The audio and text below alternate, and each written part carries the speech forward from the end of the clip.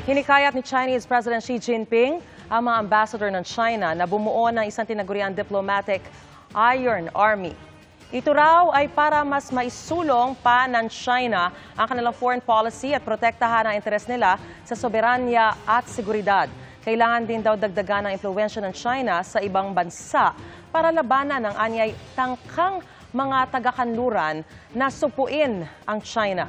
Ang Chinese Foreign Ministry naman inalmahan ang pahayag ng AFP na kinokonsidera ng Pilipinas na magtayo ng pasilidad sa Yungin Shoal para sa mga mangingisdang Pilipino.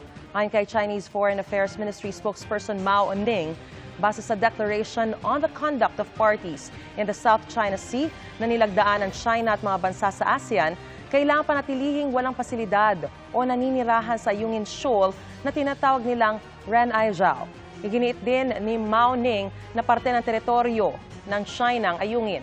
Yan ay kahit bahagi ito ng Exclusive Economic Zone ng Pilipinas at sakop ng Bayan ng Kalayaan sa Palawan.